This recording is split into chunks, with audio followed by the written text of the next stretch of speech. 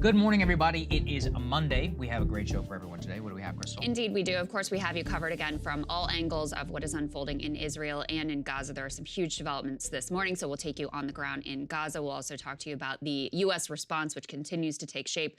Potential visit by President Biden in the works to Israel. So we've got all of that for you. The geopolitics. Could this spark a broader war? Something we are all, of course, fearful of. We're also excited to be able to bring you some results from our own focus group. We did ask participants, these were Democratic-based voters outside in and around Atlanta, about this conflict and how they are viewing it, what type of news they're consuming, how they, view Hamas, how they view Gaza, how they view the Palestinians, how they view Israel, what they think we should be doing in response. Really interesting stuff. And of course, it's always invaluable to hear from the American people themselves about how they are processing all of this.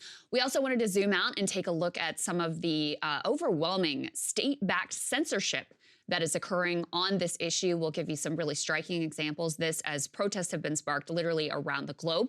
We're going to take a look at how Israelis are processing this and how they feel about their government. We've got some new polling there as well. And we've also got some news for you with regard to how our own media is handling this conflict and who they are allowing on air and who they are allowing to voice their view and who they are not. So a lot to get into this morning. But let's go ahead and start with what we've got on the ground in Gaza this morning. Let's go ahead and put some of these images up on the screen. Of course, the Israeli bombardment of Gaza, in particular northern Gaza, continues. These are images of the rubble at this point in Gaza City. Of course, they have issued evacuation orders for the more than 1 million residents of northern Gaza, pushing them south. This as that complete siege conditions continue. No food, no water, no electricity. And one of the big concerns this morning is you see this baby who is on an incubator and this director of the main hospital in Gaza is that main hospital is actually in the evacuation zone. It is already overwhelmed based on the number of wounded who have been struck and severely injured in these strikes from Israel. And what you could see there is footage of people who are laid out on the floor because there are already not sufficient beds. The leadership of that hospital saying there is no way we can evacuate. There is no way we can move all of these severely wounded individuals. You can see people being brought into the hospitals here. So, thousands of people who depend on that hospital. You can already see the mass grave there that is being dug and filled in based on, again, this is in Gaza, the people who have been killed by Israeli strikes. And this is before we even consider any sort of ground invasion, which hasn't occurred. We're now looking at images out of Israel. This is courtesy of 60 Minutes. This is the fallout from the horrific carnage that was inflicted on many Israeli civilians. You can see here footage from that music festival, bodies laid out. I know these images are incredibly disturbing, and we're going to get to this later. These are some of the protests that have been sparked around the world. In addition, Saagar, one of the things I was looking at this morning is there's been this conversation about allowing aid convoys in, opening up the Egyptian border so there could be some sort of a humanitarian corridor established. Those negotiations, both sides, different stories about what's going on there. But the bottom line is there is no humanitarian corridor. That border has not been opened.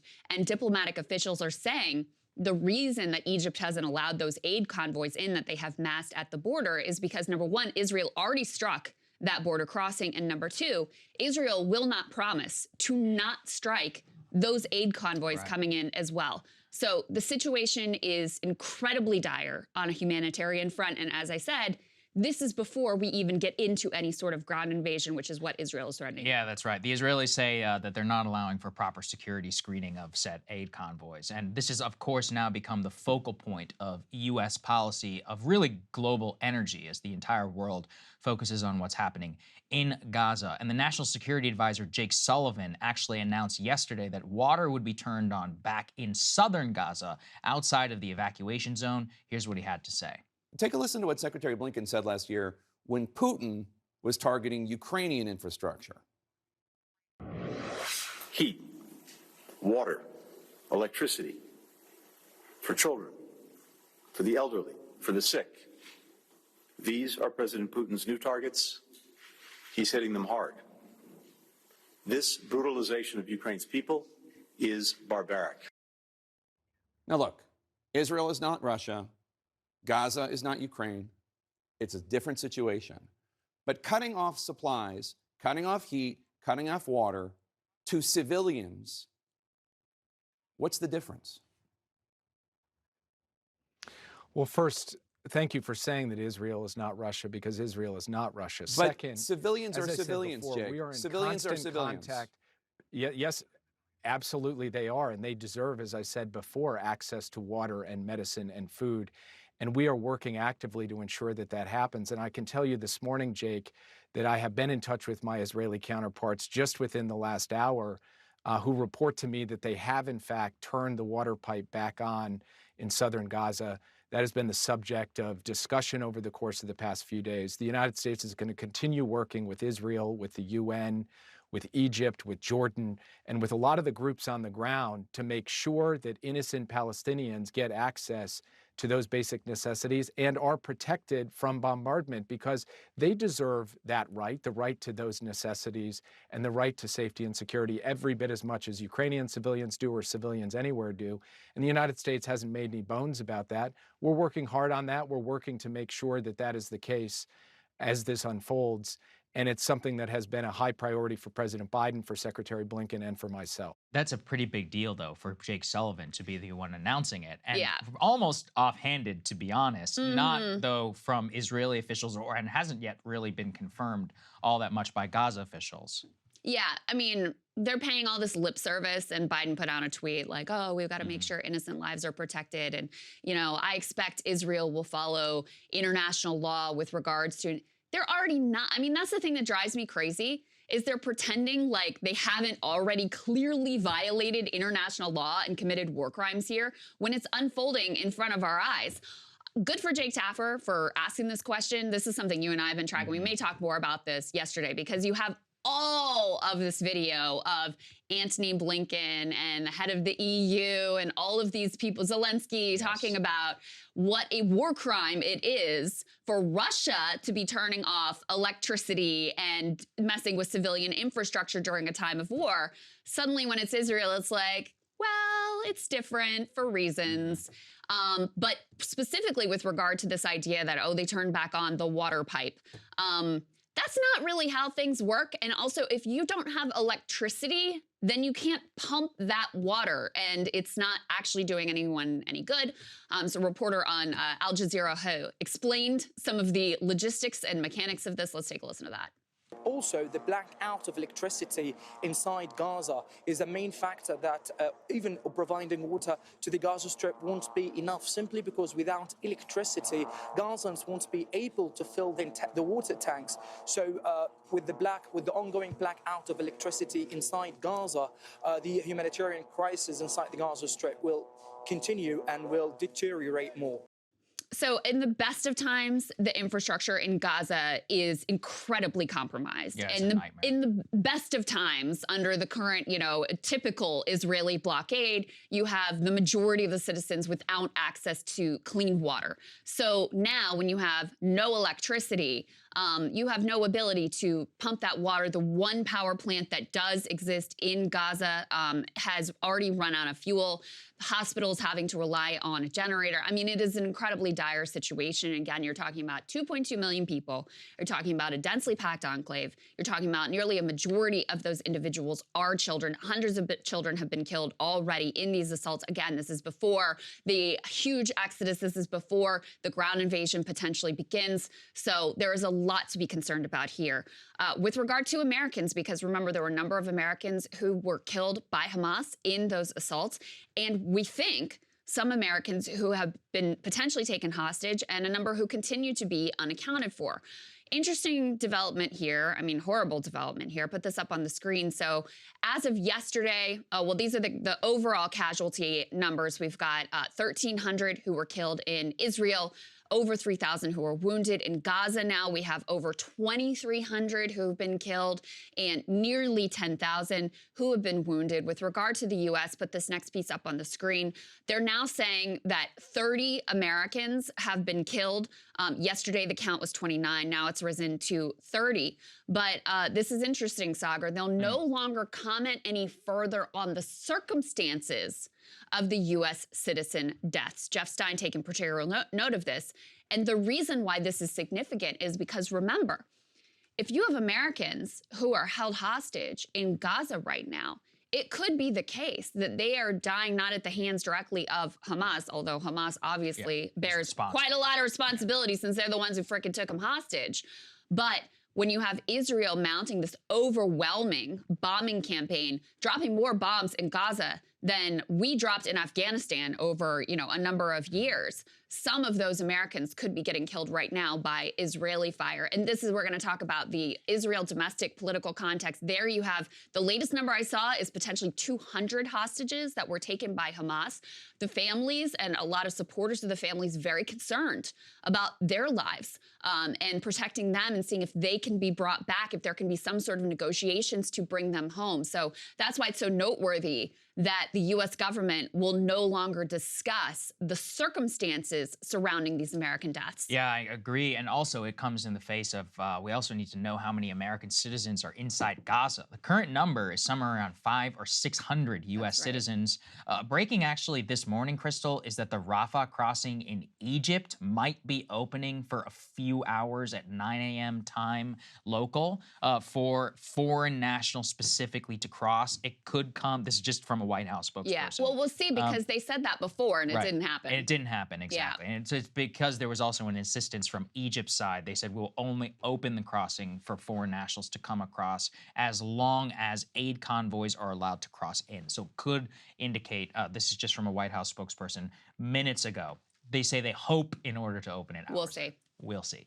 Everybody, remain on standby.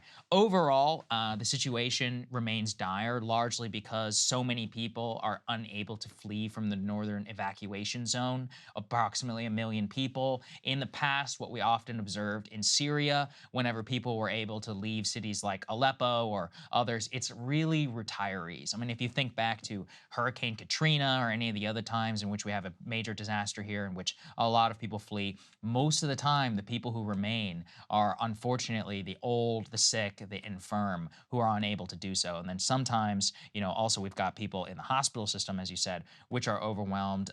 International organizations inside the hospital saying that they're unable to go because they not only have patients, but they don't have the existing infrastructure in the South. And that's all before we see what this coming invasion is going to look like into Gaza. The current indication that we've seen from Israeli military plans that have been released is that they will have basically a full-blown urban war against Hamas leadership, militants, and infrastructure. Hamas's extensive tunnel network all throughout Gaza and specifically northern Gaza. That's how they believe that many of the weapons and the people were able to cross in the first place. Although, their vaunted border security fence also literally just got moved open with a piece of construction equipment. That seems to be an issue.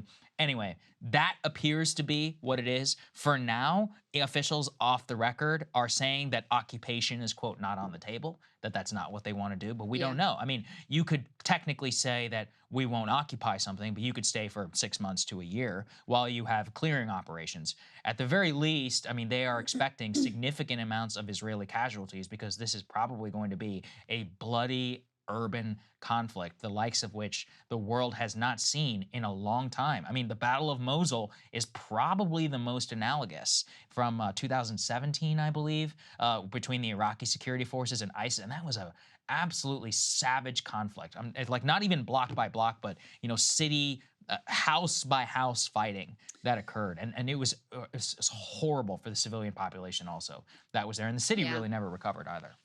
There are more and more 9/11 parallels here, both in the horror of the initial attack, the shock of the public, the way it changed their whole conception of safety and security and what it would take to, feel like they and their families are going to be safe. But also, the way we went into Iraq, which obviously was based on a pack of lies, but there was also no plan for the aftermath. And I'm looking at, what Israel is planning here. It's easy for them with all of their, equipment and modern weaponry supplied in part by us to come in and bomb the hell out of Gaza City. Like, they're already doing that. That's easy, right? The ground invasion, I mean, I'm sure Hamas will put up whatever fight they can, but that also, in a sense, is easy for them. But it's easy to say we're going to take out all of Hamas's political and military leadership. But what then? What then? Is it just, more Hamas come in to fill the void? Is there a separate government that's going to come in? Are you going to do nation building in Gaza? Are you going to occupy Gaza and run it yourself? I haven't heard any answers to those questions. And those are very big questions. So it's a lot more complex than just coming in and bombing the hell out of the people who live here. You have to have some plan for what are you going to do next? Who is going to govern? How are you going to relate to those people who are governing? And clearly, you've seen, even if you don't give a shit about the Palestinian people, if you care about your own people, you've seen the way that all of your modern gadgets, tech, etc., can be thwarted by, a few $100 drones and a bulldozer. So what then? And, you're also seeing a level of dehumanization, which is really abhorrent. The Israeli president, Herzog, he made some comments about how debunking, quote unquote, the idea that there are innocent civilians, because his thinking is that, well, some of these Palestinians support Hamas, so, they are basically complicit here. This is the same logic that Osama bin Laden used to justify 9/11. Well, the Americans elect these governments that do these awful things. This is the same type of logic that Hamas would use with regards to Israelis. And does use. Exactly. Hey, they elected these governments. And you know what? When you're talking about America and Israel, places that are basically democracies, there's actually more of a connection between the citizenry and the government than, when was the last time there was election in Gaza? It was 17 years ago, I believe. Innocent civilians are innocent civilians. And you're seeing some of this, horrible hate crime that appears to have unfolded in Chicago, where a 6-year-old Palestinian American child was stabbed to death by a landlord that they're investigating as a hate crime, potentially because of his Palestinian and Muslim roots. So it is horrifically ugly what is unfolding right now. And there are many more questions than answers about where we go from here. The last piece of this with regard to Israel, go ahead and put this up on the screen. Human Rights Watch has confirmed that white phosphorus was used in Gaza and Lebanon. They say that it puts civilians at risk of serious and long-term injuries. They verified videos that were taken in Lebanon and Gaza on October 10th and 11th. This was something that was a subject of a lot of speculation online because there were videos that appeared to show the use of white phosphorus.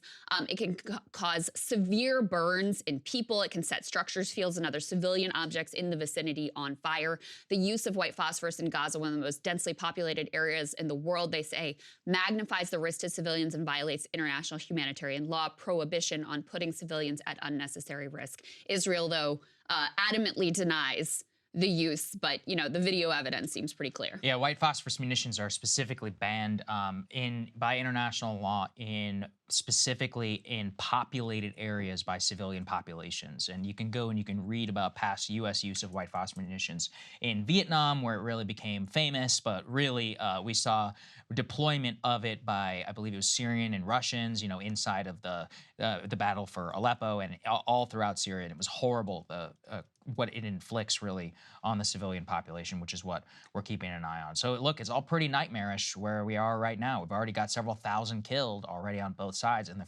invasion has not even begun. So with the invasion, you can really only expect things to go exponential, especially if we see an urban campaign combined with a air superiority that the Israelis have and their ability, and then not even mentioning here the nightmare of a two-front war, which we will get to in a little bit. We're going to get to that.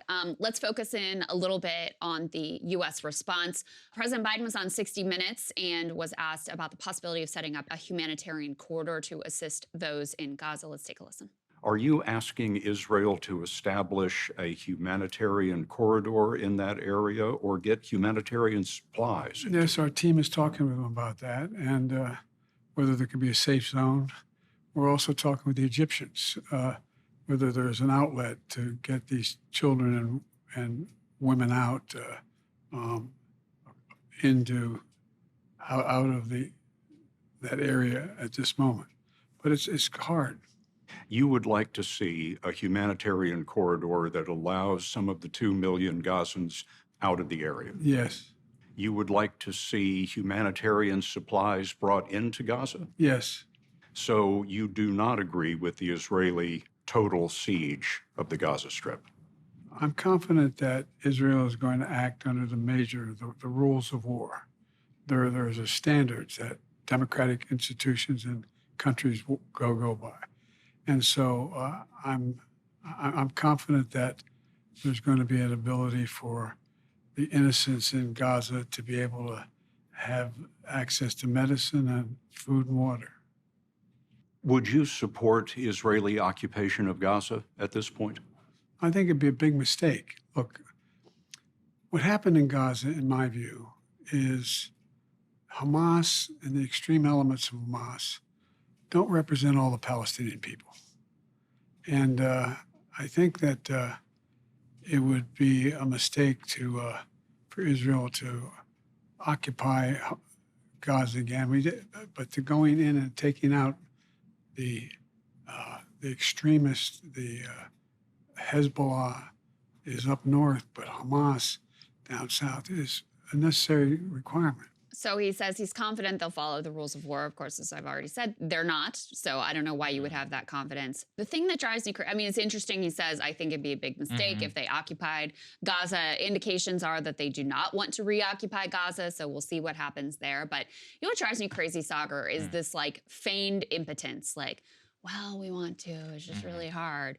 Well, if you actually wanted to, the United States of America has tons of leverage in this situation. I mean, just like with Ukraine. When, we would love it if they didn't strike in Russia, and we've asked them really nicely. But there's not any willingness to actually put the force of U.S. policy carrots and sticks behind any of these words, which makes them completely empty and meaningless. Yeah, I think it's a huge problem, and it actually reflects also the bipartisan consensus here in Washington, which is really unable to think for the future. You laid out also as well with the Israeli side. So they're like, okay, we're going to destroy Hamas. Look, I support that. I think Hamas deserves to pay. But you know what?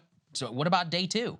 We never had that plan in Iraq. That's right. They have to have the same plan in Gaza. And we tried occupying Iraq, didn't work. We tried building a democratic system, that didn't work either. It ended up backfiring spectacularly. We tried decapitating AQI, Al-Qaeda in Iraq. We killed Zarqawi, mission accomplished. Oops, then we created ISIS, and that took over all of Iraq and Syria. 40th order consequences exist. I'm not saying Israel can do nothing, but they're going to really have to, if they had a plan to decapitate Hamas and then truly engage in some sort of diplomatic process which led to political resolution of the entire thing, I'd be like, okay, you know, that seems reasonable. But we also know that the current government, and probably the populace at this point after suffering the terrorist attack, doesn't support that, which means we're going to be in a years-long embroilment just like we were in Iraq. The other problem is that the White House right now is facing so much pressure from the pro-Israel politicians and really Democratic sentiment, let's also be honest, that they are putting things off the table that in the future they may want to actually call for. You flagged this one in particular, calls for a ceasefire called, quote, repugnant by White House spokesperson Karine Jean-Pierre. Here's what she had to say. What is the president's message to members of Congress who seem to be equating the Hamas terror attack with actions that were previously taken by Israel? Look, here's the thing, and which congressional members? Well, there have been some members of Congress who have called for a ceasefire, and they have not gone as far as backing the administration's call for support for Israel. So look, I've seen some of those statements this weekend, and we're going to continue to be very clear. We believe they're wrong. We believe they're repugnant, and we believe they're disgraceful.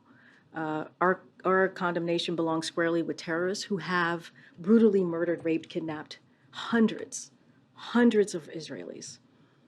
There can be no equivocation about that. There are not two sides here. There are not two sides.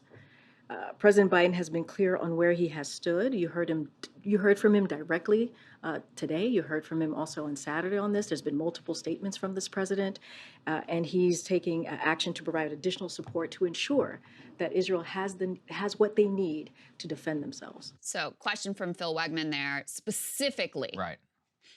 what do you think of these calls for a ceasefire? Yeah. And she says, they are repugnant, and we believe they are disgraceful. To call for a ceasefire, repugnant and disgraceful. Now, put that in context with what Biden is saying there about, oh, we want the innocent civilians and we're concerned about, and we don't want a reoccupation, humanitarian corridor, et cetera, on one hand. And on the other, they're saying anyone who would even say, hey, stop the violence, repugnant. And it's not just that, by the way. This is the official policy. This wasn't some just like Karine Jean-Pierre messed up and she didn't get the question right or the answer right or whatever. Put this up on the screen. Huffington Post had this originally. Washington Post has now confirmed it. The State Department sent out a memo warning diplomats no Gaza de-escalation talk, and they gave them specific language that they do not want to appear in any communications. They wrote that press materials should not include 3 specific phrases: de-escalation or ceasefire, end to violence or bloodshed, and restoring calm. So any talk of peace or ending the violence and bloodshed, officially, the U.S. government's policy is that is off the table. I think that the major issue is that they see this as calling for negotiation or something like that with Hamas. And I think that there is a very easy middle ground of why they will regret, I believe, in the future is that, and what we're going to talk about very soon in geopolitics, but I'll mention here, is that the message is being received loud and clear across the Arab world. From MBS in Saudi Arabia and Riyadh to the Qatar, the Emir, to Iran and the Ayatollah, which is that the and Egypt actually in Cairo, that the United States is co-signing whatever Israel wants to do. And whatever Biden may say, actions speak louder than words. Right. Behavior itself is a language. Whenever you do nothing, then that sends a very clear signal. And this is reigniting really like a complete, we have not seen the Islamic world this united, really, since probably the invasion of Iraq against us. Sure. And by unequivocally siding with Israel and by not actually drawing any sort of nuance or leaving things open in the future, we absolutely invite possible escalation in the future terrorist attacks against us, but more importantly, sentiment across the Arab world against us. And we're watching this really unfold as President Biden's Secretary of State, Anthony Blinken, is finding himself really not as welcome as he once was in the region. 2 weeks ago. 2 weeks ago. Let's put this up there on the screen. But Anthony Blinken trying to recreate the shuttle diplomacy famously done by Henry Kissinger. In the last 72 hours, he's visited Israel, the West Bank, Jordan, Qatar, Bahrain, Saudi, UAE, Saudi again, Egypt, Jordan again, and Israel again on Monday. This all comes, before a possible visit by President Biden. If we can put the next one, please, up there on the screen. Benjamin Netanyahu, Prime Minister of Israel, has invited President Biden.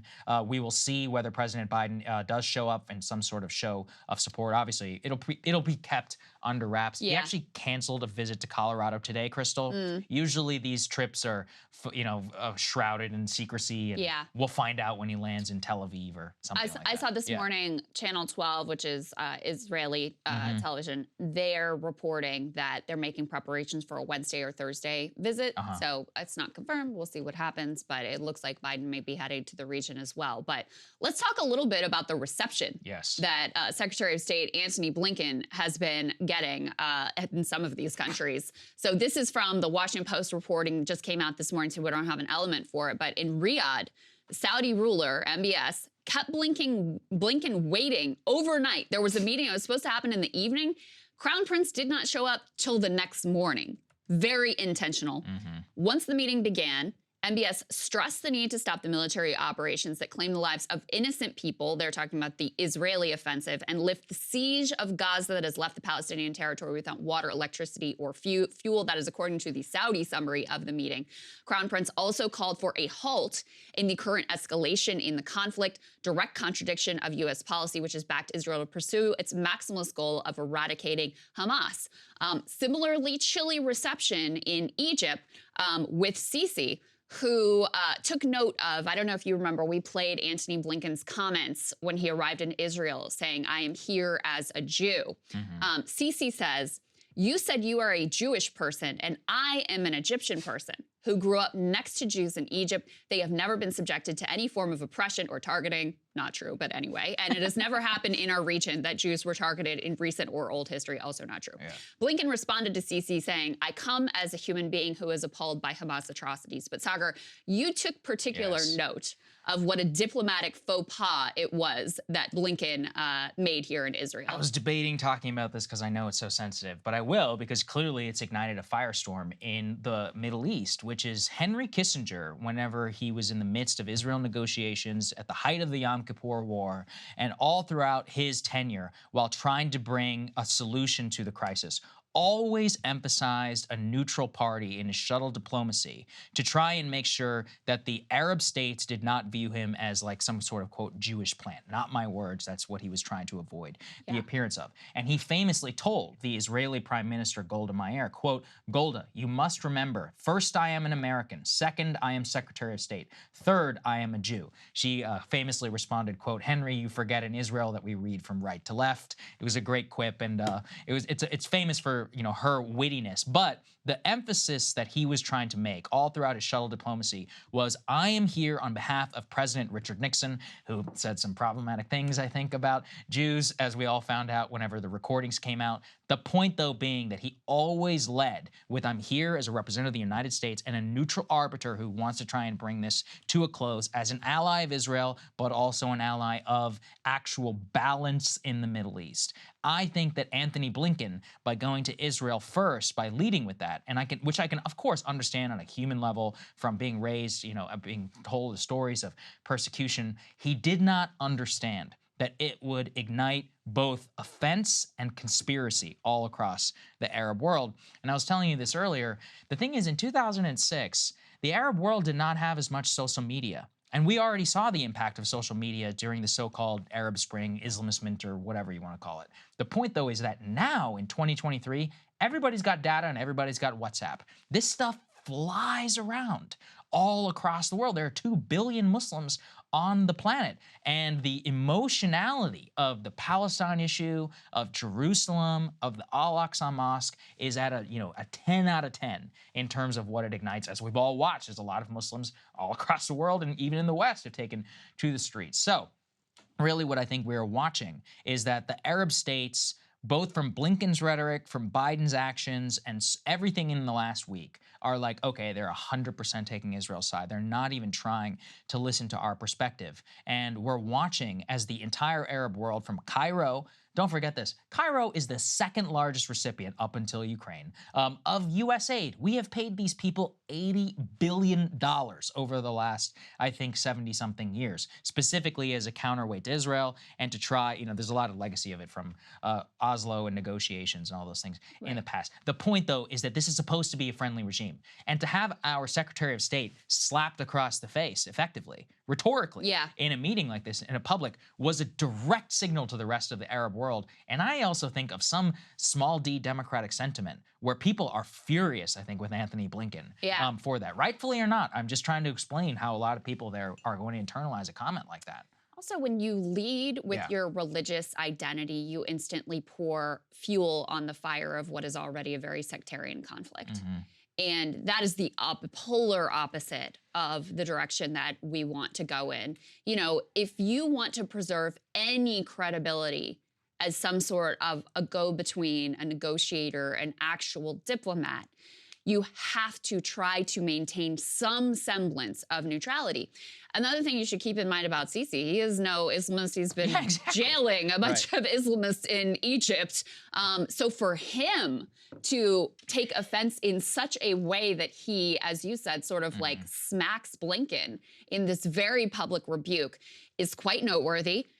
Egypt also, obviously, a critical actor in terms of if we're actually serious about some sort of a humanitarian corridor, we're going to be negotiating directly with them. And Egypt has historically played a really critical role as a negotiator to try to achieve ceasefires and calm between these two parties.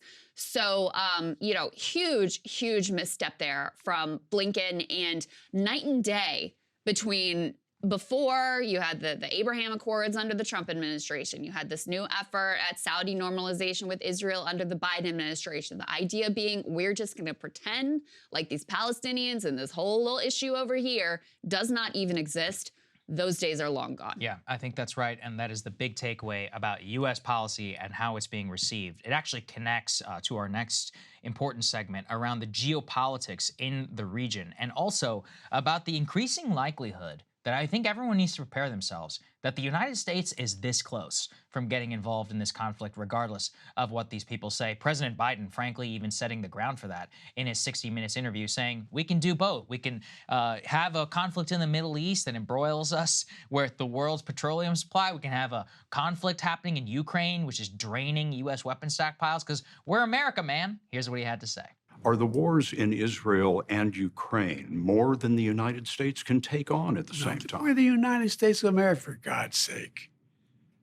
The most powerful nation in the history, not in the world, in the history of the world. The history of the world. We can take care of both of these and still maintain our overall international defense. We can take care of both of these and maintain our overall international defense. And Krystal, once upon a time, we may have believed that. Post-Iraq and post-Afghanistan, post-shipping ammo to Ukraine and depleting our weapon stockpiles, post-COVID finding out that we don't make anything in this country, that is just absolutely not true. There is a very limited amount of military firepower that we have access to. Now, yes, that is far more than everybody else on the planet, but it is not infinite and endless as we once thought that it was. For example, we are now committing extraordinary amounts of military resources to the Eastern Mediterranean. Let's put this up there on the screen. Unprecedented. The United States is now sending a second aircraft carrier to the Eastern Mediterranean. The USS Eisenhower will join the USS Ford off of Israel in the Eastern Mediterranean region. Secretary of Defense said that he will be beginning moving to the Eastern Med, quote, as part of our effort to deter hostile actions against Israel or any efforts toward widening this war following Hamas's attack on Israel. This, of course, is meant to really be a deterrence against Iranian involvement, but something you talked about yesterday, and which again bears highlighting, please put this up there on the screen, is a secret message has been communicated via Tehran to Tel Aviv. They warn Israel through the United Nations against a ground offensive in Gaza. What they said via the UN was this: if you go into Gaza in a full-scale invasion and a major offensive, and it results in mass civilian death, that Iran does not want to be in this conflict, it does not want to be into a regional war, but that they will have no choice. And they stressed, quote, Iran has red lines. He said that if the Israeli military operation continues, and especially if Israel follows through on its promise of a ground offensive, Iran will have to respond. That is almost certainly a threat of Hezbollah increasing involvement. Already, we have minor clashes that are happening in a possible two-front scenario. We can put this up there on the screen, confirmed by the Times of Israel. One person has already been killed in Israel in a renewed Hezbollah missile attack, and the IDF is heavily restricting the Lebanon border area, in addition to rocket fire and other things that are exchanged across both sides. That is the complete nightmare scenario.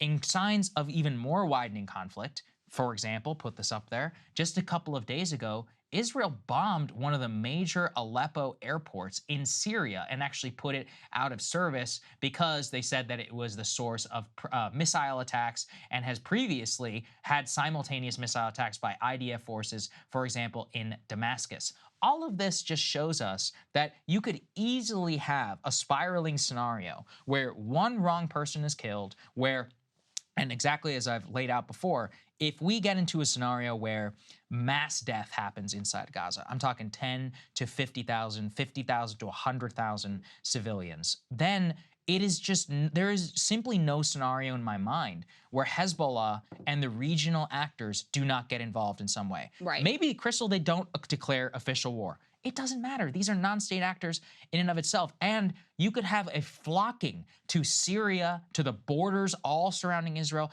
Egypt, Jordan, and Syria, where global, like a call for global jihad happens, just like happened in ISIS. You'll have a swarming inside of the country, suicide bombers, all the other nightmare that we saw in Mosul and throughout the Islamic State. And there's, from the posture that we already have and the rhetoric in the United States, do you really not see how close we are right now to war with Iran or war with Hezbollah or U.S. getting involved even from a, from a air perspective? Don't forget what happened in Libya. And the thing is that let's say even if we do avoid a war with Iran, well, our intervention with Libya was no peach. It ended up the destruction of the entire country. We could see regimes toppled even by this. Yeah. If they, work with the U.S., they're going to face major pushback from their own populations. If they declare war, they could, end themselves up in a problem. Who knows the level of destabilization that could enter this? So I think everyone needs to really keep in mind we are entering a period of extreme uncertainty, and with this much firepower dedicated in this region and direct U.S. backing for whatever happens, we could easily find ourselves in this conflict. Days from now, easily, it could happen. You're going to hear some of this when we play for you our focus group. Mm-hmm. The American people, very, very sympathetic to Israel and what they're going for, and mostly behind their actions in Gaza. Very different question when you ask about, do you support us getting more directly involved? And very different question if you're talking about an active hot war with Iran. And I don't think anyone should delude themselves about what a chaotic and dangerous situation that we're in right now. I thought Dr. Parsi had a good thread about how even though it appears that none of the three parties, Iran, Israel, or the U.S., actually wants to go to war, even that being the case, there is still a very real possibility that we end up in one in spite of that because of the actions that the three parties are taking. In particular, he says Israeli success in Gaza will give Israel freer hands to go after Hezbollah. Hezbollah may not be able to prevent an Israeli victory, but it will have a compelling interest to turn it Pyrrhic, and by that, make it too costly for Israel to extend it into Lebanon. So the idea being if Israel is too brutal in Gaza, Hezbollah will feel compelled to get more directly involved. You're already seeing this sporadic fighting as it is. Hezbollah's involvement in turn will bring Iran much more directly into the conflict. Iran's foreign minister has warned that unless Israel stops its attacks, the war will be widened and Israel will suffer, quote, a huge earthquake. Those are the comments that we were mentioning before. Iran and Hezbollah's involvement will pressure Biden to intervene despite clear U.S. interest in staying out. There is little in Biden's conduct that suggests he will prioritize America's long-term strategic interest over what is politically expedient for him in the immediate term. Direct American military intervention in Gaza or against Hezbollah and Iran is all but certain to generate major attacks against U.S. troops throughout the Middle East. So that's the chain of escalation that could quickly get out of hand based on the actions that all three of these parties are already taking in the region. Yes, exactly. And just to again underscore about what I was talking about previously with respect to Anthony Blinken and how he has been badly received in the Middle East, we are realigning old adversaries towards each other who are united against us and against Israel by proxy. Put this up there on the screen. For example, Iran's president and the Saudi Crown Prince, MBS, spoke for the very first time ever in history.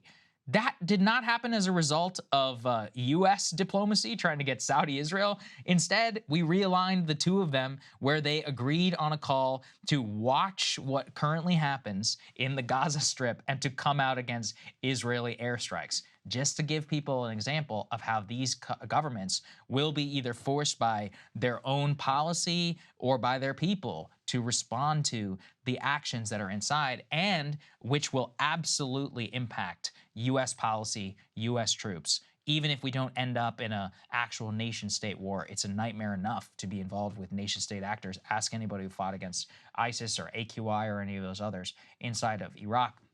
And it just means more instability, more chaos, more likelihood of a domestic terror attack here at home, which then invites more foreign intervention abroad. All of these are parts of a very, very vicious cycle of which there absolutely is a major, major risk right now ahead. And it's clear that the U.S. Policymakers are either too inept or don't care or are, I guess, desirable for this sort of outcome based upon the entire bipartisan system that in the way it's operating right now. Anyway, you teased our focus group and how voters are thinking about this. We've got James, our moderator, standing by, and in addition, we'll show you the clips. Let's get to it. As we mentioned, very excited to have some focus group results to bring you all. We're gonna bring these to you all this week. They tackled a whole variety of topics, but today we wanted to keep the focus on Israel and Gaza. And so joining us to break down the results, we have James Johnson of JL Partners, who was there conducting the focus group. Great to see you, sir. Thank you. Great to see you too. Of course. So keep in mind, guys, these were Democratic-based voters in and around Atlanta. Let's take a listen to what they thought about what's going on in Israel and Gaza.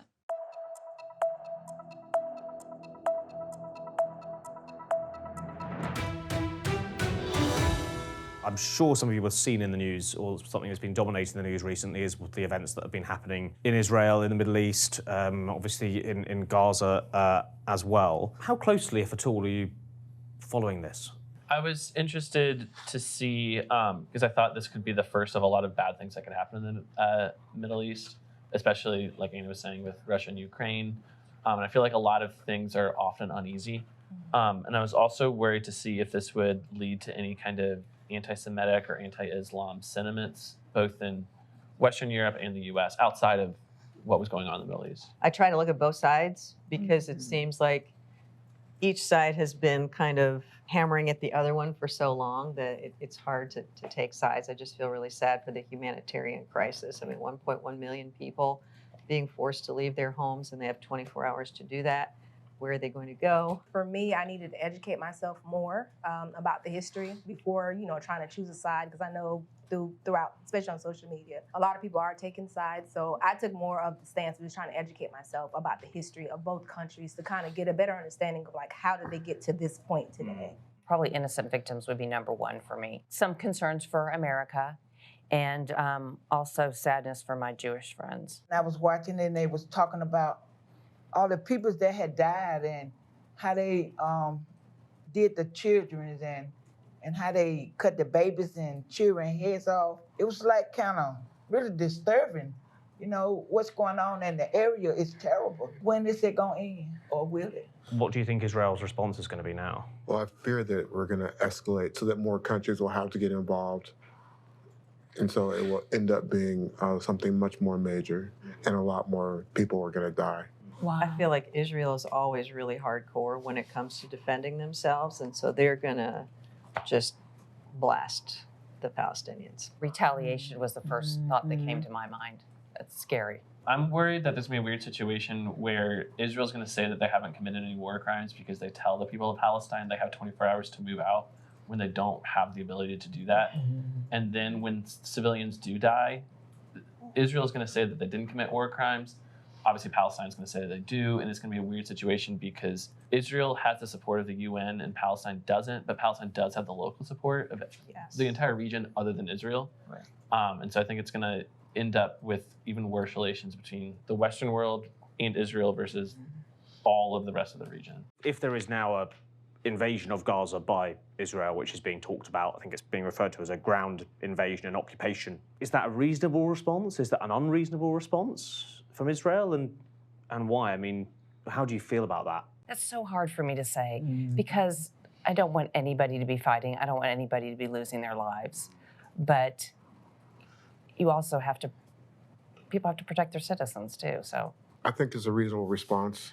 You should have stayed in your place and left us alone. I don't think you can go to another country's land and, do that and not expect a response back. We got to protect ourselves. That's not just for them, that's for everyone. And Israel is just trying to stand up and protect their peoples, They've been invaded. So what do you do? Do you do nothing and just die, or do you fight? Thinking specifically about how President Biden's responded to the crisis so far, how do we feel?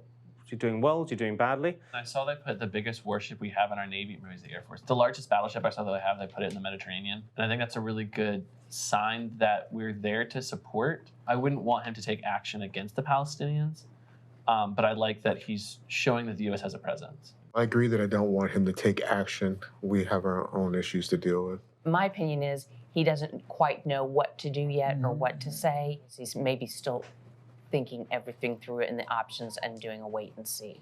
Is that a good thing or a bad thing? To me, it's a good thing. What role should the US play now? Should they be trying to broker peace? Should they be supporting Israel militarily? Should they be doing something else? What should the U.S. do in response now? Continue to protect Israel, because I think the majority of our blessings, and I'm spiritual a lot more than me. It's kind of natural, because I've been praying for Israel ever since God saved me. So I say he gonna be full force to protect Israel at all costs. All costs? All costs. It's no end to what he gonna do to protect Israel. I think the U.S. now should also do what they can to protect the innocent victims in Israel. I mean, there's so many children. Yeah. And it's heartbreaking. What does that mean, though, Amy? Does that mean? Yeah, well, No, that's... sorry, I know you're not president, but what does that See, mean? that's it. Just goes back to my whole. I just don't want there to be any war, and I feel like if we take a super strong stance, it's not going to stop, and it's going to get worse. If we go over there and step in, it could be a lot worse. I think they should maintain the original borders that Israel had to protect Israel, but also not have them push a ground war into the Gaza Strip. If they need to have a military presence to protect Israel, I would get behind that.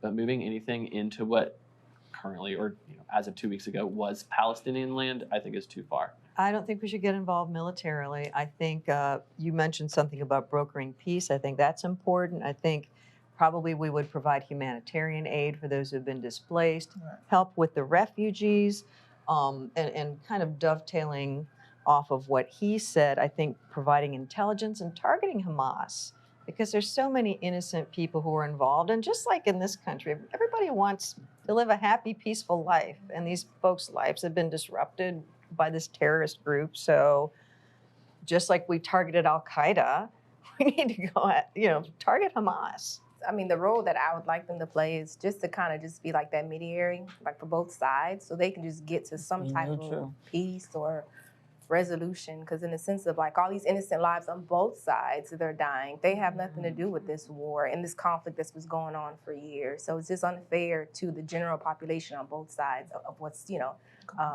happening to them now. I just think that when you start getting involved, and then it's just going to escalate, and they may bring all of that here. It's what's going to bring peace? What's going to bring peace? I think that we should provide some humanitarian aid, try to broker peace, but I also think we need to pay attention to the other regions of the world, because I think they're watching us closely to see what the response is going to be. Who would support, in principle, U.S. military involvement? I think the U.S. need to just go and get in there and just wipe them out and be through with it, Wipe who out? The people that's fighting against Israel. I think he should be for Israel at all costs. Who, I guess. Because right now, what's going on is just innocent people civilians dying on both sides that are dying. So just acting her innocence, just to clarify who the wipe. Yeah, but we got to recognize we didn't start the war, and we wasn't really a part of the war. The war wasn't for us. But by the United States standing for Israel, I think they need to stand full force. I'm just for peace. I just feel like, what would bring peace? Nothing. You said nothing? No peace. But I don't agree with people dying. This is just the beginning of wars and rumors of wars. I mean, more stuff gonna happen that we don't see going on with Israel and the Palestinians.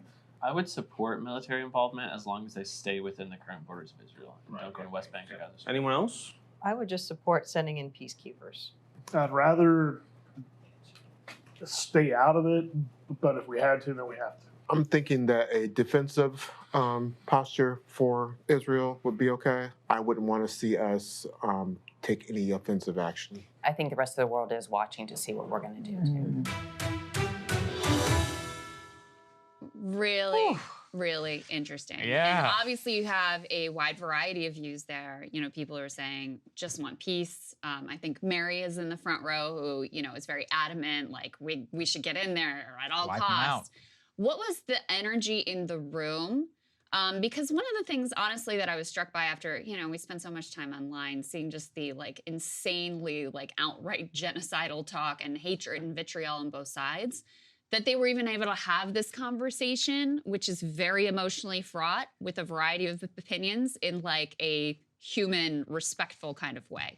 Yeah, I think it's a reminder not to underestimate the public. You know, they are capable of having noticed these things and talking about it in an intelligent way. You saw a range of opinions there, as you say, Mary, and a couple of others on the more strident side. Others a bit more of the sort of view of, well, there are both sides. We need to look at peace.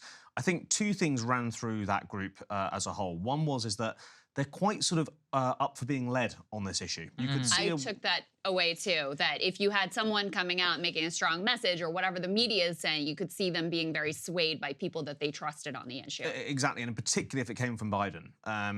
You'll see later through the week, you know, their views on President Biden, but actually there's a respect for him amongst this group. Yes. And they think of him as an experienced figure who can sort of help lead them through. So certainly on that side, I think there is that leadership point. And the second thing that came through is that, you know, this is the Democrat base. In Atlanta, these are Democrat primary voters. Polling tends to show them being a little bit more on the liberal side of perhaps Democratic leadership, and particularly Joe Biden. You saw here a more strident military role being called for by them than we've already even heard from the Biden administration so far. Even the more softly spoken members of that group were quite up for having US troops in Israel defending their current borders. So, you know, a much more strident view, perhaps a little bit unexpected if you looked at what the polling might say. Yeah, it is fascinating. I mean, that's why we like doing these and we like you being able to tease them out, is because we get to hear and see things that, you know, not even in the public realm and not even necessarily how people would think comport with, you know, supposed public opinion polling. What else did you notice in terms of the conversation, not just Israel, Gaza, and all of that, but their ability to disagree with each other? Where were the broad agreements and disagreements, and what were the contours? Was it about media diet? Was it age? Like, where did you see these things start to break apart? I think there's an age element for sure. I think the younger and sort of more people more likely to get news from sources other than cable news. There was a bit more of a sort of openness to what perhaps was going on the other side. That sort of both sidesism, I suppose, you sort of saw coming through there for the younger groups. The older groups, much more of a sort of cultural affinity with Israel, and you saw that exemplified by Mary so clearly. Yep. You know, for her, as she said there, you know, God and Jesus had saved her, and she said, you know, she prays for Israel in the same way that she prays to God. So there's that cultural affinity for her there that perhaps wasn't so clear in the younger groups. Yeah. But look, another thing that unified this group was the horror and disgust of what had happened. There was no sort of conspiracy theory in there. There was no sort of sense that Israel might have manipulated these images, which is one of the theory, you know, one of the crazier conspiracy theories going around online. There was a sense of, you know, of real sort of abject horror at what had happened. And it's interesting because that's quite different from what we see in our UK focus groups. There's a lot more sort of doubt and conspiracy, and I think we see that in Europe as well, and a lot more of a sort of doubt about what Israel are saying. I think it comes down to that cultural affinity point. You know, US and Israel are stronger allies. Well, I think that's absolutely right. And the media here has consistently been much more pro-Israel and has done very little to ever center the humanity of Palestinians. So you mentioned while we were watching, there was a real conflation oftentimes of Hamas and the Palestinian people. And a number of participants, you know, really didn't have a clear line in their mind between these two groups. Another thing that stuck out to me as at odds with how the Biden administration has positioned themselves is you had, you know, the majority of the group saying, we want peace, we don't want war, we want to send in peacekeepers, we want, you know, we want negotiations, we want diplomacy, we want the US to be involved in that. Whereas you had Karine Jean-Pierre as a representative of the Biden White House saying calls for a ceasefire are quote unquote repugnant. You had a memo going out to State Department officials saying we do not want you using words about ending the bloodshed, ending the violence, restoring calm, or ceasefire. So in that way, the Biden administration appears to be very dissonant with where a bulk of the group is outside of a few like Mary, who, you know, was very clear about how her faith is very much informing her view of this conflict as well. I think that's where we get, you know, public opinion and policy rubbing up against each other. Some of the people in the group who talked about, you know, the need for peace and peacekeepers and, you know, we just need to make sure we minimize civilian lives. When I pushed them on the how, quite fairly, they didn't know how. Right. And I think, you know, that's where we're going to see a bit of a bit of a tension. The other thing I felt about that group was it was they've got a very bleak view of where this is going to head. There's no optimism in here. I don't know how you could have other than a bleak view. Well, absolutely. But, you know, they also thought that this would spill into a potential global conflict, even potentially with the US involved. Right. James, how much are they paying attention? That's one thing that struck me is I was like, wow, you know, and particularly the younger gentleman, I was like, this guy is reading the news. And I talk a lot about here on the show, the news is not centered for the vast majority of people. You know, they're going about their lives. They may tune in every every once in a while, but this seemed like a pretty informed group. Now, of course, they are primary voters. They're probably going to be more engaged than normal, but it did seem like they were paying pretty close attention to the situation right now. Yeah, I think this is one of these rare moments where people turn on cable news and they watch the live footage. And I know that a couple of reporters said that over the last weekend after the attacks, they were on planes and they were seeing, sort of 25–50% of people on the plane watching the live cable news, shows, which you don't never often happens. see. Yeah. So I think this was one of those rare moments where it's a cable news moment, and obviously that's not going to hold. But I think that informs a bit of what we saw there. I think you're right. James, just give us a little bit of a preview of some of the other interesting divides that we're going to be sharing with our audience here throughout the week. Absolutely. So we centered in on President Biden's leadership, as well as Kamala Harris. So we saw some really interesting insights. I won't spoil it, but it might not be the best reading for Kamala Harris, the best listening for Kamala Harris. Mary, I heard, had some strong views. Mary has some very strong views. I love that lady. I love her. We also did this fantastic exercise where we asked the respondents to draw what they thought Biden would be if he was an animal and Trump would be if he was an animal. We've got some great artwork for you. Have you done that before? That's such a clever idea. You know what? It's entirely down to one of my colleagues. I can't take credit for this idea, but it was genius. And it tells you a lot about how they see the two candidates. So lots more coming in store. Okay. Well, I just want to thank all of us, the premium subscribers. You guys enable us to be able to do this news content that some other channels are not doing. JL Partners, James, as well, of course. And shout out to Adam Duffy, a college newspaper guy from Atlanta who helped out our crew as well. That's from Griffin, as well as all of our crew that was able to travel down there to Atlanta. You guys are the ones helping enable and pay for this, so we thank you all very much. BreakingPoints.com if you are able. And James, we are going to have great content featured by you all over our channel. You do a great job leading these discussions and making people feel comfortable expressing whatever it is their opinion is. So thank you so much. Yes. Thank you. Really Thanks for having me. Absolutely. It's not the last time we'll be working together, so we'll see you again. At the same time, we are tracking global public opinion. There have been massive protests all across the world. We can show you some video from that. Here you can see in London, right in the middle of the UK. This is in Cairo. Here we have New York City. We have continuing in Glasgow and Scotland.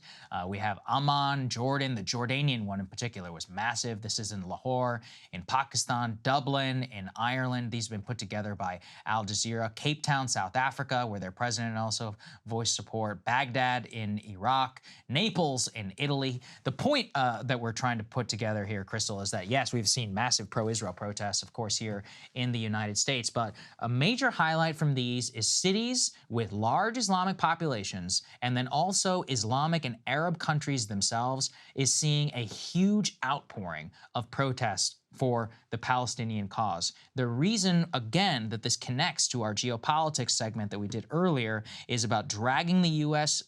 Possibly further into the conflict, mobilizing much of the world against us if we do not finesse our policy here very, very carefully. It also comes at a time when Western governments are really beginning to crack down on dissent in their own countries. We can put this up there on the screen. We have a bit of a mashup here. For example, from The Independent, flying a Palestinian flag in the UK, quote, may not be legitimate, according to their Home Secretary. In France, they have ordered a ban on all pro-Palestinian protests from the Interior Minister themselves in order to, quote, clamp down on anti-Semitism. From Haaretz, the Likud minister has formulated an emergency regulation to imprison citizens who, quote, harm national morale. This is inside of Israel, to be clear. That's like alien and sedition level stuff. Crazy. And then even here, I gotta say, not too happy about this one.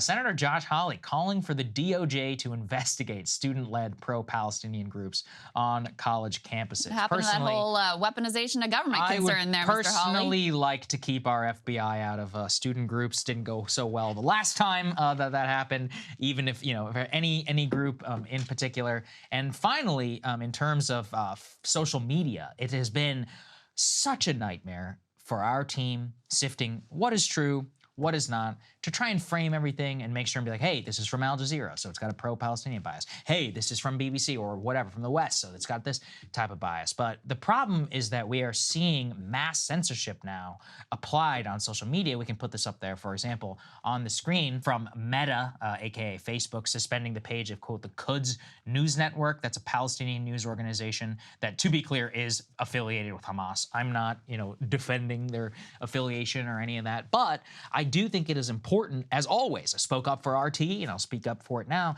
is I want to know what these people are saying. You know, it was a very important moment, Krystal, when we played here on the show, that translated segment from a Hamas leader being like, hey, we're going to slaughter people if we don't see, if we have airstrikes that continue. It's important to hear what the quote unquote enemy or what the other side is saying, just to be like, okay, this is what they're telling people. In terms of their internal communications, it's actually vital to be able to see and to hear. And we can always, I think all of us are smart enough to take things with a grain of salt and to sit here and to actually try and look at things in context. And so to see the banning of this massive Facebook page, which was like a center for sharing information, I understand why people are like, oh, but we have to crack down on it. But at the end of the day, less information just means we're more in the dark. And that's more that we have to rely on, you know, somebody else's translation or somebody else's view of what's happening with this and this.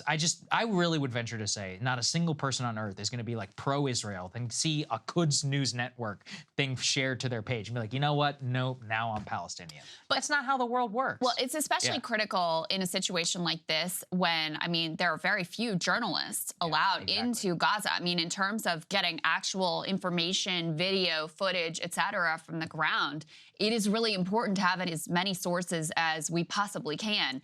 And, you know, this is something we stood up for RT when they were getting banned all over the place. Not that we have any love for them. They're not full of propaganda and all that stuff as well. So it's, you know, about applying a consistent principle here. And this is far from the first time that Facebook/Meta has worked directly with the Israeli government, who told them, you need to censor or take down this and that and the other group in a similar fashion that they, you know, have also worked with the United States government, I'm sure other governments around the world. I just want to give you a sense of how wild and insane and heavy-handed some of this censorship has become. I mean, on its face, banning protests in France, also in Germany. And this is not, you know, we're just going to ban, like, if you're pro-Hamas. No, any sympathy with the Palestinian cause, that protest completely banned. That is wild. This proposed regulation within Israel, which there's a lot of talk about, oh, Israel, the, you know, Middle Eastern's democracy, et cetera, which, you know, the Palestinians who live in Israel may beg to differ. But what is being suggested here is that these regulations would allow the communications minister directly to tell police to arrest civilians, remove them from their homes, or seize their property if he personally believes that they have spread information that could, quote, harm national morale or serve as the basis for enemy propaganda. This was drafted in consultation with National Security Minister Itamar Ben-Gvir, who is one of, if not the most extreme member of Netanyahu's cabinet. It would apply to the general public and the media, as well as both local and foreign media. Will also apply to the publication of factually correct statements at the minister's discretion. So it is the most dystopian, Big Brother, nightmarish thing you can possibly imagine that is being proposed here.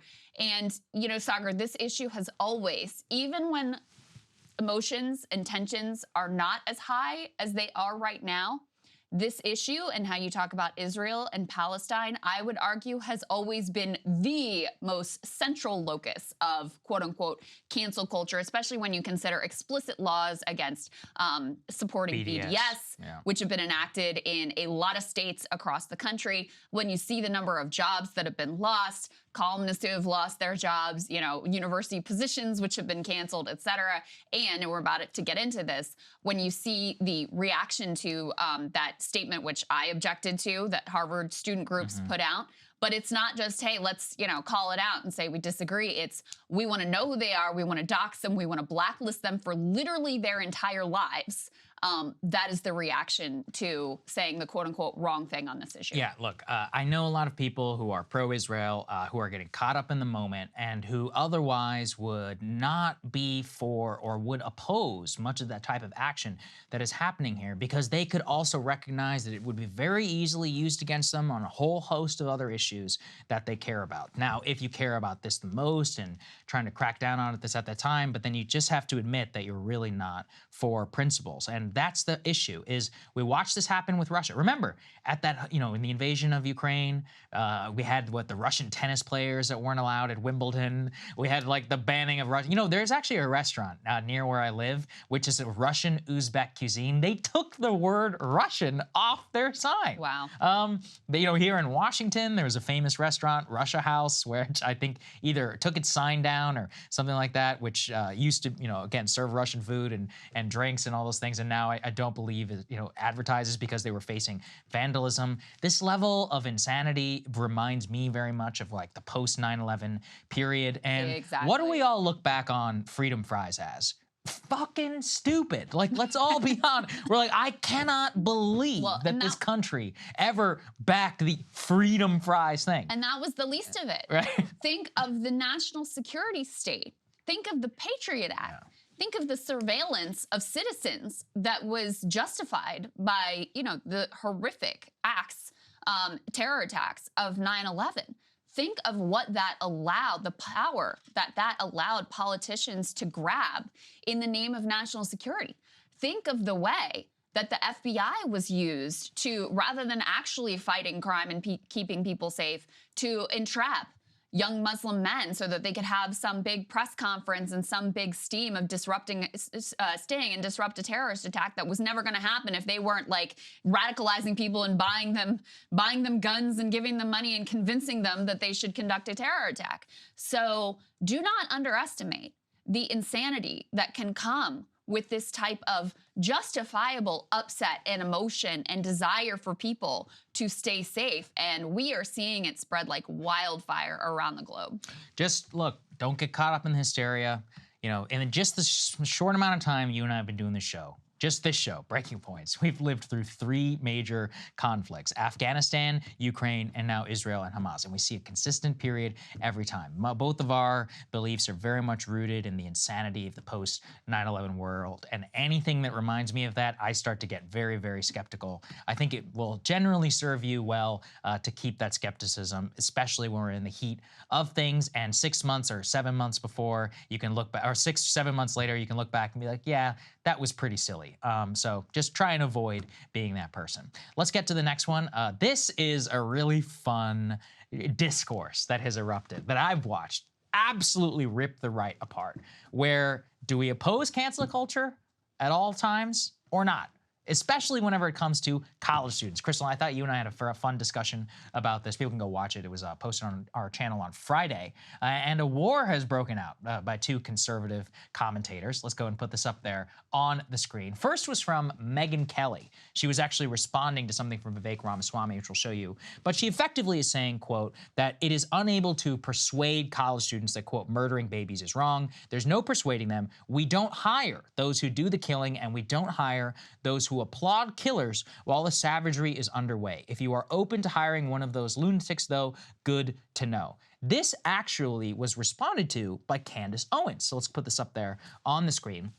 This is an important corollary to her discourse. She says, "Oh, stop it. This is incredibly disingenuous, Megyn. You know that many of those students are not out there because they want babies to be murdered. College kids are stupid. I used to be radically pro-choice. I'm glad I didn't get put on a conservative blacklist for wanting babies murdered. As it turned out, I was just young and temporarily brainwashed from a public school education, coupled with mainstream Hollywood lies, and not because I legitimately wanted to see infants torn from their mother's wombs. Dr. Thomas Sowell used to be a radical socialist who ardently supported communism. Thankfully, he wasn't put on a conservative blacklist, and he was accused of being a person who wanted worldwide suffering and starvation, as socialism and communism bring. Students are young and experimenting. You're an adult woman who is advocating for their lives to be permanently pigeonholed because they have the wrong ideas, which they are likely being spoon-fed in the classroom."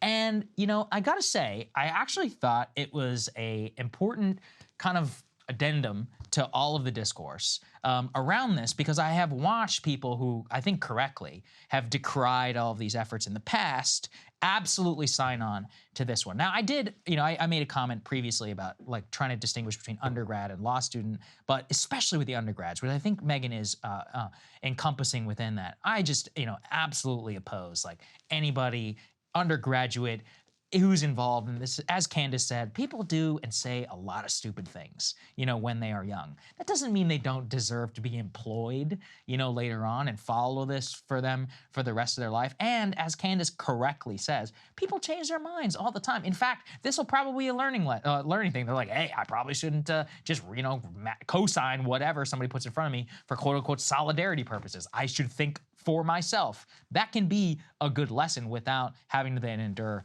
permanent, professional blacklist, Krystal. Yeah, from some of the most powerful people in the country, CEOs, billionaires, conservative commentators, et cetera. Definitely. Just so everybody's clear what we're talking about here, can you guys put D7 up on the screen? The part of this Harvard statement, because the way Megyn characterizes it, it sounds like they were like, we want babies to be murdered. The part that people objected to from the Harvard student statement, which is there under the Instagram label there on the right, they say, we, the undersigned student organization, hold the Israeli regime entirely responsible for all unfolding violence. As I said before, to me, that's insane. I am perfectly comfortable criticizing the Israelis as I do their government, the apartheid regime, the blockade, the war crimes. You can do all of that and also say, you know what? The terrorists in Hamas who massacred Israeli innocent civilians at a music festival are also to blame. They do share blame for the unfolding violence. Okay, so that's my issue, but that's what they said. They hold the Israeli regime entirely responsible for all unfolding violence. Look at this tear sheet in the New York Times on the other side from opinion columnist Bret Stephens. Hamas bears the blame for every death in this war. It's the exact same logic. What, the Israeli government, which is decided to conduct this complete siege and deny all of the innocent civilians within Gaza water, electricity, food, force 1 million of them to evacuate in a humanitarian crisis, bomb civilian infrastructure, they don't bear any blame for that? They have no culpability? So that's allowed to be published in the New York Times with zero controversy, response, no problem whatsoever. Harvard student groups use the very same completely flawed logic. And there is an absolute vendetta out for these young people's heads of, we want you doxxed, we want you blacklisted, we're funding a truck to put your faces on it and say you're anti-Semites to drive around the town. We want you named and shamed and to be drummed out of polite society forever.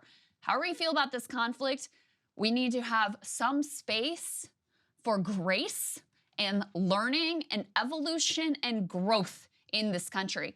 And that is why I've always been opposed to this sort of approach, whether it's an issue I happen to have more sympathy for or if it's one I vehemently oppose, because this is a nightmarish direction to go in. Yeah, and let's give credit where due. All of this was sparked by Vivek Ramaswamy, presidential candidate. Let's put this up there on the screen. He put out this statement, quote, "The Harvard students who co-signed the anti-Israel letter are simple fools, but it is not productive for companies to blacklist kids for being members of student groups that make dumb political statements on campus. Colleges are spaces for students to experiment with ideas, and sometimes kids join clubs that endorse boneheadedly wrong ideas. I have been as vocal as anyone in criticizing left-wing cancel culture, but it is bad no matter who practices it. It wasn't great when people were wearing Trump hats were fired from work, and it wasn't great when college graduates couldn't get hired unless they signed oppressive DEI pledges. It's not great now if companies refuse to hire kids who are part of student groups that once adopted the wrong views on Israel. This is not a legal point, it's a cultural point. I say this as someone who vehemently disagrees with those student groups. Those calling for blacklisting students right now are responding from a place of understandable hurt, but I am confident that in the fullness of time, they will agree with me on the wisdom of avoiding these cancel culture tactics." And this also, as I said, is splintering much of the institutional right. Here's a good example here that we can put on the screen. Ben Dominic, the husband of Meghan McCain and a prominent conservative commentator here in Washington, he says, quote, "If Charlie Kirk remains the head of TPUSA, the right has an anti-Semite problem that will follow them into coming elections." The real beef by Ben was Charlie bringing up Israeli intelligence failures and saying that he didn't want to wait until later and wanted to dwell on it right now Charlie, for example, is having to fight back against this. Let's put this up there on the screen. He put out this long tweet statement. For the last 4 years, I've been accused of being a Jewish shill. We sponsor 300 people a year to visit Israel, etc. We kicked out a Jew hater at an event. We have successfully thwarted BDS campaigns. This type of libel is poison. You know nothing of what you speak except a 2-minute clip where I ask questions about the intelligence failures of the Israeli government, which were reported by Axios and others. If stuff like this continues, Israel will lose support from a major faction of voices on the right. Support Israel and you get called a Jew hater. This is a repugnant lie from the pit of hell. You should be ashamed. I think it just demonstrates once again the level of vitriol, on the issue, and already seeing a splinter, not only, much of the left, but also on the right, in terms of trying to prove your bona fides about who is more pro-Israel or not. None of this ends up standing in the long run. In the long run, none of this ends up looking particularly good. So I did appreciate the comments by Candace and by Vivek. And also, I do think it tracks to a foreign policy commitment. We didn't end up putting this into the show, but there was a big, divide between, Ben Shapiro and Candace on this. Candace is like, I think America should only care about our borders and not get involved in the rest of the world. Whereas Shapiro eviscerated, Tucker Carlson for effectively saying the same thing. He's like, well, we should care more about our border than we do about other countries. It's a very common sentiment, I think. And that itself will also further split apart the right should war come on the table. Because the main criticism right now of Biden, if anything, from the institutional right, is that he's not pro-Israel enough and not willing enough to bomb Iran or get involved in a conflict. So this is the same ideological fissure, I think, that exists on that. Yeah, I mean, it's nice to see that there are a few people who are trying to remain consistent with some sort of principle, because it's rare that you see that. Oftentimes people, when it's their side that's being canceled, they care a lot. When it's something they disagree with, suddenly they're really silent. And this issue in particular on Israel, this has always been like the main area of silence on the right when it comes to cancel culture, because this is a consistent thing that comes up, as I said, even when you're not in incredibly heightened moments. So, as much as there was and continues to be a lot of censorship around views on the Russia-Ukraine situation, certain things you're really not allowed to say, you'd be branded as the Putin puppet and a Kremlin and all of this sort of stuff, it really is magnified and amplified on this issue where there are so many deep personal connections and ties, and just a lot of very, very fraught and understandable, frankly, emotions here as well. Yes, you're right. And it also highlights the height of emotions and the real reckoning that's happening inside of Israel. Let's get to this, because this is a story that is not being properly reported by the American press. There is far more dissent, vitriol, and debate inside that country than there is in this country, which remains shocking to me.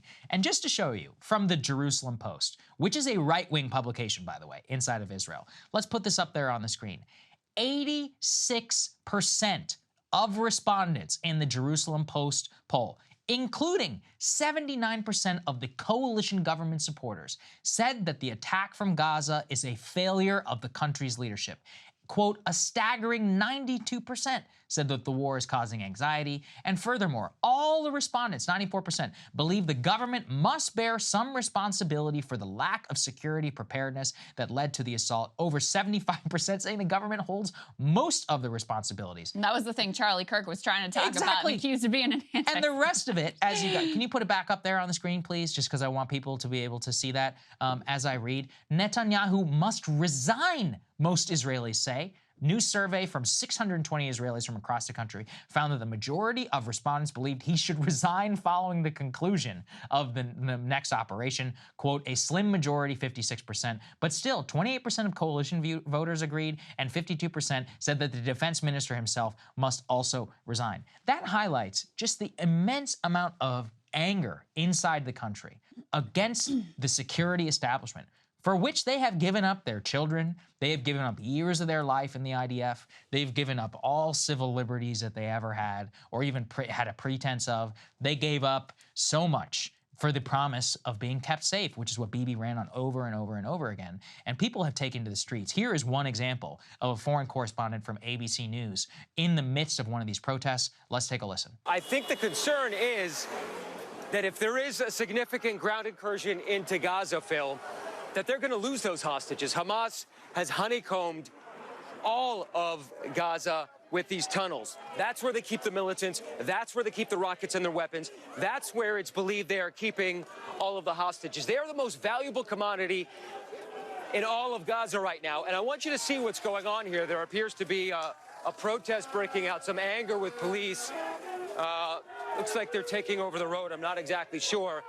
But the anger here is that not enough is being done about the hostages, that Israel seems to be willing to fight in Gaza but not bring these people home. And basically to a person here, we've been told that everybody is willing to give up the 10, 11,000 Palestinian prisoners being held in Israel in exchange for the 150 or so. And that includes the Americans, of course.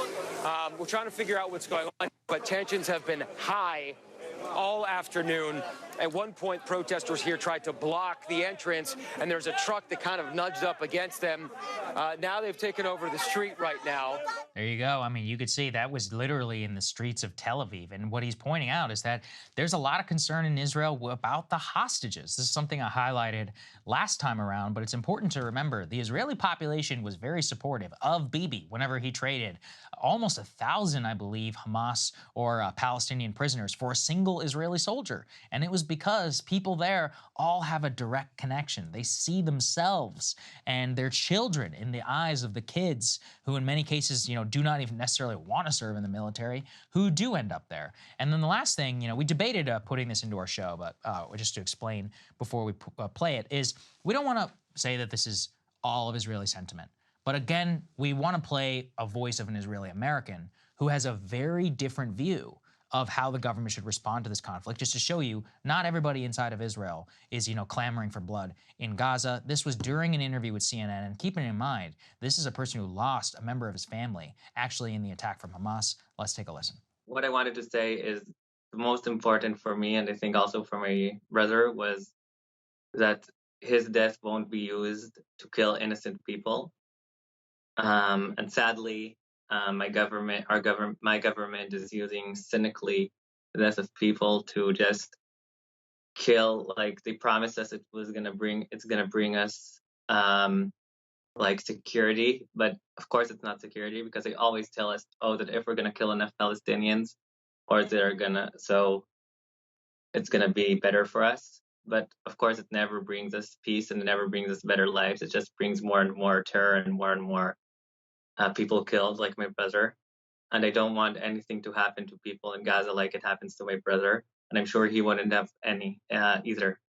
So that's my call to my government to stop killing innocent people. And that's not the way that brings us peace and security to people in Israel. That's a very courageous statement by somebody who just lost their brother in a terrible terrorist attack. And again, look, there are also a lot of people whose relatives were killed who are like, wipe them off the face of the earth, let's kill them all. So we're not pretending that's the majority sentiment. But I do think it's important for people to understand, Israel is a country just like anybody else with a lot of different people, and they're having a lot of dissent and a lot of debate over there. No, overwhelmingly, they agree both that something needs to be done and that the government is to blame. So let's follow their lead and actually talk about it in a nuanced way. Yeah. Yeah. Netanyahu, in the wake of these attacks, where, as you can see from these numbers, he is overwhelmingly being blamed for the failure of the response and anticipation. We now know that he was directly warned, at least by Egyptian intelligence, also appears by U.S. intelligence, also it appears his own intelligence services picked up some signs.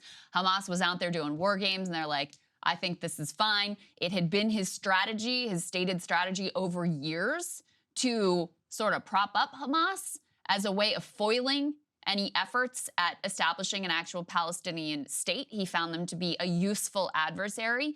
So in the wake of all of this, with rage among so many of the citizens of Israel, we played for you, one of the cabinet ministers getting screamed at and kicked out of a hospital by the people there who were absolutely irate. Netanyahu has been really pretty silent, not taking questions from press because he doesn't want to have to face any of these very difficult questions, doing very little and saying very little about the families who have loved ones who are being held hostage right now. Certainly seems to be no openness to that sort of negotiation to try to bring those hostages home safely. Now, again, it is the fault of Hamas that they are holding these hostages. They should release them. It is barbaric and it is inhumane and it is insane that they are doing so. But the Israeli people see that the government is not doing anything to really try to bring their loved ones home. Very emotional issue. And as I said, you know, apparently they've looked more to Joe Biden for leadership in the wake of these attacks than they have their own prime minister. Biden giving that big speech, it was watched by a huge proportion of the Israeli public.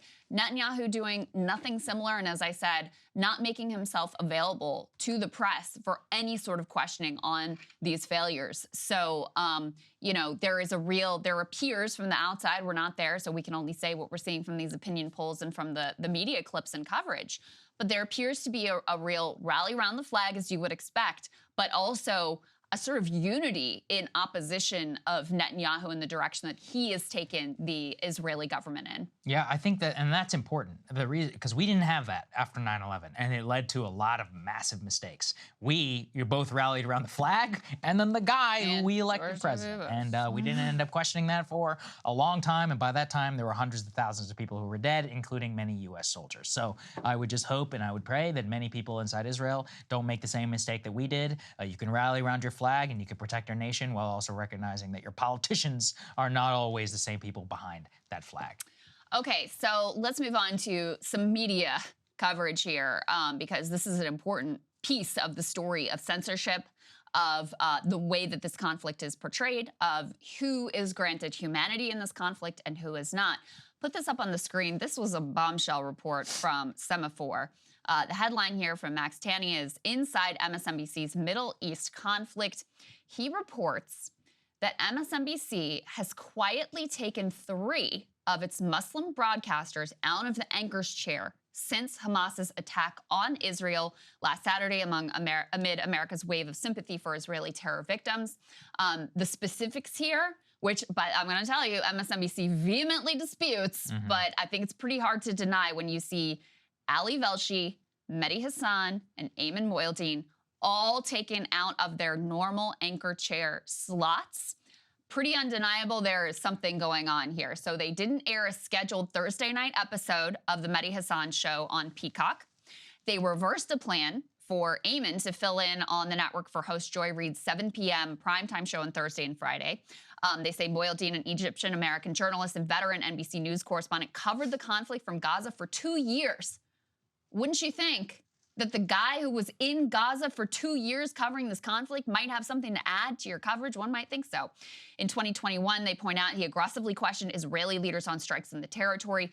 2 network sources with knowledge of the plans told Semaphore the network also plans to have Alicia Menendez, Bob Menendez's daughter, fill in this upcoming weekend for Ali Velshi, a 3rd Muslim American host who on Sunday interviewed a spokesman for the Palestinian Authority. So all 3 of those sidelined from their normal anchor chair slots. Now, let me tell you their side. Ali Velshi has actually been on the ground in Israel reporting. He is now back in the U.S., but rather than being put in his normal time slot on his own, he was co-hosting with Alex Witt. Now, if you've worked in this industry, you know that there is a big difference between being a guest and being a co-host and having your own show that you get to pick the guests, the line of questioning, the way stories are framed, the elements that are drawn from. Very big difference. So they also say, you know, Ayman and Mehdi, they've been on the network as guests, et cetera, et cetera. Very different from being a host of your own program. In addition, outside of sidelining 3 of the individuals who have the most in-depth knowledge, by the way, also of this conflict and the history and all of that, there's also been a lot of internal uproar that they reported on in this piece as well. So there was an event that was created to, quote, hear updates about the situation in Israel and a place to share family and friend stories from on the ground, noting that there would be a rabbi in attendance. One of the producers for Ali Velchi's show asked in this internal communication, why is there no Palestinian representation? The response from the organizer, which tagged NBC's HR director, so go into the HR director, this is not about Palestinians and Jews Israelis. This is about terrorists and Jews Israelis. Anyone entering this group needs to denounce terror and what happened on Saturday, claims of freedom fighting, rationalizations, really anything not explicitly and unequivocally about being supportive during this difficult time. These do not belong here. And Velchi's producer said that that same employee sent him a private message, including some, quote, incredibly offensive things. So it is getting ugly over there at MSNBC. Oh, yeah. I mean, I just think it's so funny to watch because all of this is things that they accuse others of doing. All of this demonstrates their one-sided nature, but more so, it just shows you who they really take their orders from, and that's the ADL. How can we forget that the ADL president appeared on their network, looked straight into the camera, and gave them orders, and then they followed those orders only hours afterwards? We'll relive that from last week. Let's take a listen. I must say, I love this show, and I love this network, but I've got to ask, who is writing the scripts? Hamas? The people who did this, they are not fighters, Jonathan. They are not militants, and I'm looking right at the camera. They are terrorists. So I just think, like, guys, get the story right. And all these pictures of, like, you know, missiles or the rubble in Gaza, please talk to the Israeli mothers and fathers who lost their children. Talk to the grandchildren whose grandparents were seized as hostages. And please stop calling this a retaliation. Wow. So, guys, get the story right. Who's writing the scripts? Those are all very, by the way, very intentionally, I think, used words. And considering now the fallout from that, it does show you that they are absolutely listening to the ADL in terms of that criticism. We had talked, I remember, after that, and I said, I think to you, I said, I think they're going to take them off the air or something. I said, there's no way. Felt very confident that they would be. And they did. What's really crazy is how quickly that they did it, as you laid out. I mean, to reschedule people, keep them all up in the air, we don't know what's going to happen. And with all of that, that's a very clear sign. It also just shows you, even when they come back, you think they're going to say the same thing? You think they're going to say what they think? These people, and look, on a personal level, I get these people, they all have kids, you know, all that. By the way, I can't even stand Mehdi Hasan. I literally despise him. That said, I will speak up for him. I don't think it's right, you know, for somebody to be taken off for their views on something like this. And I especially think it's egregious for them to do so at the behest of a direct lobbying organization and not actually even attempt to try and tell a fulsome story, something that even CNN has been able to do during this conflict. I have disagreements with Mehdi Hasan. He's one of the few anchors on MSNBC that ever actually challenges Democrats and has shown more courage on certain issues than virtually any other host there. But you know, there's so many things here. I mean, we last week, after that ADL dude said what he said, we played for you the commentary that sparked those comments. And none of it was like Hamas talking points. It was not beyond the pale at all. Not at all. No one was saying Israeli civilians deserve to die and this is what they get and they're freedom fighters and I justify this, you know, murdering of bait. No one was saying that. You had Mehdi who was talking about, listen, you got 2.2 million people in Gaza. Near a majority of them are children. Helping people understand the reality of what's going on here. And it drives me crazy every time I hear that because he says, the ADL guy, he says, go out and interview the mothers who lost their children. And MSNBC has done that, but he does not want the Palestinian mothers interviewed. He does not want the images of rubble. He wants them to, quote, get the story right. And at a network that really talks big game about diversity, suddenly they're pushing, are there any other Muslim men who are anchors at that network, or have they sidelined literally all of them at this point? At this point, their best bet is to just play identity politics and be like, you're silencing people of color's voice, which, why do we have to, you know, phrase it that way too?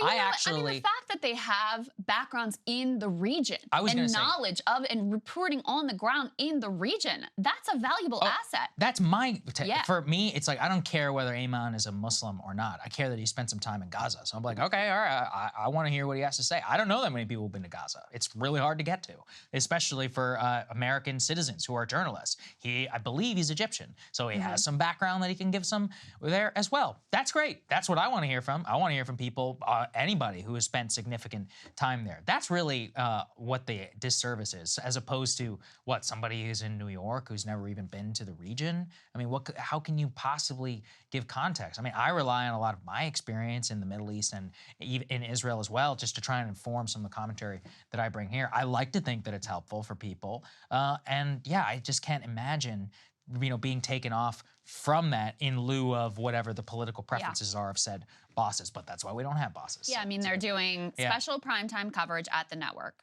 Have these guys been included? Right.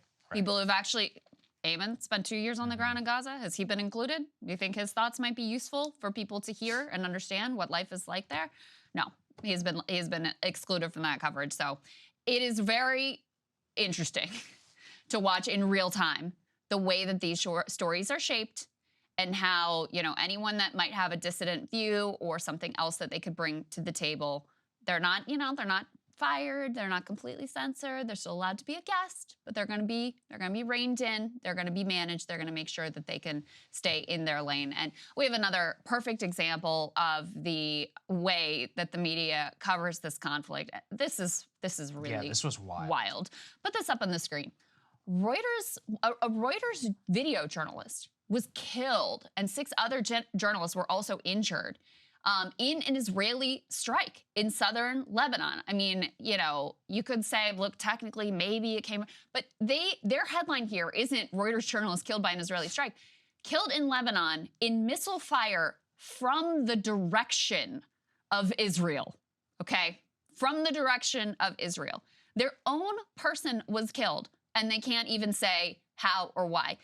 Now, imagine that it was a Hamas rocket that killed this Reuters journalist. You think they'd have any qualms? You think they need to launch a 9-month investigation to figure out what happened and be able to tell the public how and why their own journalist was killed? Do you think they would have any problem doing that? Of course not. Look, nobody thinks that they wanted to do it. They didn't intentionally do it. It's a war zone, and it's terrible that it happened. It was fired by Israel. Just be like, yeah, the Israelis fired a rocket and it killed one of our journalists. We condemn this, and we urge the military to be more careful with indiscriminate rockets that are being fired into southern Lebanon. Why is this difficult? You know, it's like, it's not difficult. You don't have to just sit there and soothe everybody's feelings, but most likely they did it, Krystal, because they don't want to get kicked out of Israel. You know, they don't want the Israeli government to retaliate against the Reuters journalists. And yeah, like as you said, I think it's true. Yeah, from the direction. Like, just say it. It's fine. It really is. You know, people will be like, yeah, stuff happens in the middle of a war. It's terrible. That's why it's awful whenever any journalist is killed in any conflict zone. And it is a job oftentimes that is fraught with risk. As we've had journalists who've been killed in Ukraine, we've had journalists killed before, you know, in Iraq and many of these other types of places. I'm not trying to morally equivocate. It's just being honest and straight up with people is the only and the best way, I think, to operate with this. And it does a disservice. And also, can you imagine being the family of the guy who was killed? Right. You know, it's and like you that. Can't even say. And you can't even say something like that. These are people who employed you, and you died whenever you were just trying to do your job, pointing a camera. I'm sure you knew, a little bit of what you were getting into, but you didn't think you were gonna die. So I just think it's awful, that this happened and that they just try and downplay it like this. So look, we're trying our best here as well. And I like to think that, we genuinely are trying to provide a relatively or at least a zoomed out view of the conflict through which people who are new to this can try and wrap their heads around all the complex nature. And the unfortunate thing I think that happens in situations like this is they zoom in onto a single part and they try to pretend that this all just happened. And look, I understand that, maybe in the first 4 hours, but we're a week almost into this, and we're on the precipice of a major war in the Middle East. And that is when I would hope cooler heads try to prevail. Although, unfortunately, I don't see a way there, given the way that our political establishment is, given the way that Hamas has decided to behave, and given the way that the Israeli government has decided to behave. And what we always try to speak up for here are innocent people who get caught up in these. Because every conflict, no matter if it's just or not, has led to colossal losses of life, especially in the modern era. And it's something that we have tried as a state to always try to move past. And unfortunately, we just keep moving right back to where things are, which is why war itself is so awful. I just deeply fear that we learned nothing from our failed, disastrous, brutal, horrific response to 9/11. It really seems like we learned nothing. I mean, the same type of rhetoric, the same type of, unchecked desire for revenge with no plan for, okay, what comes after the revenge? What is next? What is the goal? How do we actually achieve peace and security for, Israelis and for Palestinians? That's the piece that the demands for censorship, the shaping of the narrative, all of these things feel so like such a flashback to that time. And so, try to think about what we learned from those mistakes, try as best we can to apply them to the current situation, which is always difficult when you've just watched this absolute monstrous slaughter of innocent civilians. So that's, that's what we're trying to do here as best we can, is not only bring you exactly what's happening on the ground, but also situate it in terms of the past, in terms of the risks for the future. So, we're going to continue to cover it as best we can. As you guys have seen, we've kind of gone all in on this because I think it is such an important moment, potentially really pivotal moment. And so we're going to continue to bring you as extensive coverage as we possibly can. We also, though, have, additional focus group results Yes, we do. Yeah. that we can bring to all of you this week. And thank you so much again to all of you who have enabled all of this work. We are incredibly grateful. It means a lot to us. As us and the crew, we're all working overtime in order to make sure all of this happens. So we appreciate it very much. BreakingPoints.com. If you're able to support us, we'll see you all tomorrow.